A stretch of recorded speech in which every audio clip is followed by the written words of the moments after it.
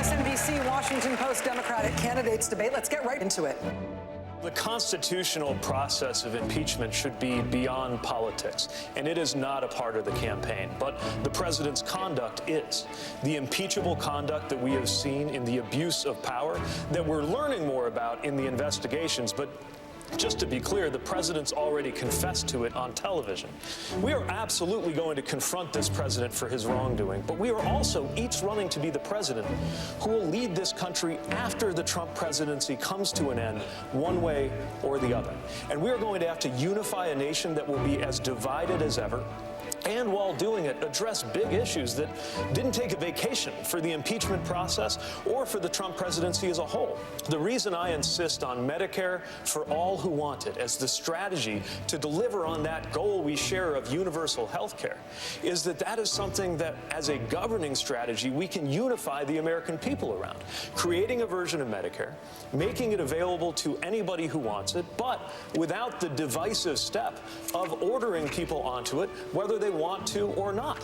And I believe that commanding people to accept that option, whether we wait 3 years as Senator Warren has proposed or whether you do it right out of the gate, is not the right approach to unify the American people around a very, very big transformation that we now have an opportunity to deliver. I have the right experience to take on Donald Trump. I get that it's not traditional establishment Washington experience, but I would argue we need something very different right now.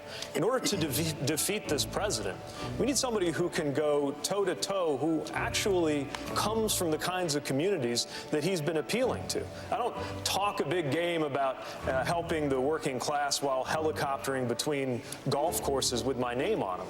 I don't even golf. I also wore the uniform of this country and know what is at stake in the decisions that are made in the Oval Office in the Situation Room. And I know how to bring people together to get things done. I know that from the perspective of Washington, what goes on in my city might look small, but frankly, where we live, the infighting on Capitol Hill is what looks small. The usual way of doing business in Washington is what looks small. We shouldn't have to pay farmers to take the edge off of a trade war that shouldn't have been started in the first place. I don't think this president cares one bit about farmers. He keeps asking them to take one for the team, but more and more I'm talking to people in rural America who see that they're not going to benefit from business as usual under this president. I believe that so many of the solutions lie with American farmers, but we have to stand up for them. American farming should be one of the key pillars of how we combat climate change.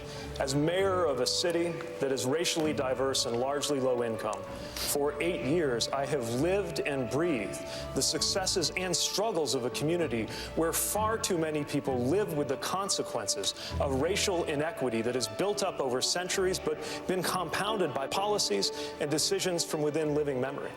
And I care about this because while I do not have the experience of ever having been discriminated against because of the color of my skin, I do have the experience of sometimes feeling like a stranger in my own country, turning on the news and seeing my own rights come up for debate, and seeing my rights expanded by a coalition of people like me and people not at all like me, working side by side, shoulder to shoulder, making it possible for me to be standing here wearing this wedding ring in a way that couldn't have happened 2 elections ago, lets me know just how deep my obligation is to help those whose rights are on the line every day, even if they are nothing like me in their experience. I'm not only running to defeat Donald Trump, I am running to prepare for the day that begins when Donald Trump has left office, to launch the era that must come after Trump. I want you to know that everybody is welcome in this movement that we're building, and everybody is welcome in this future that we must create.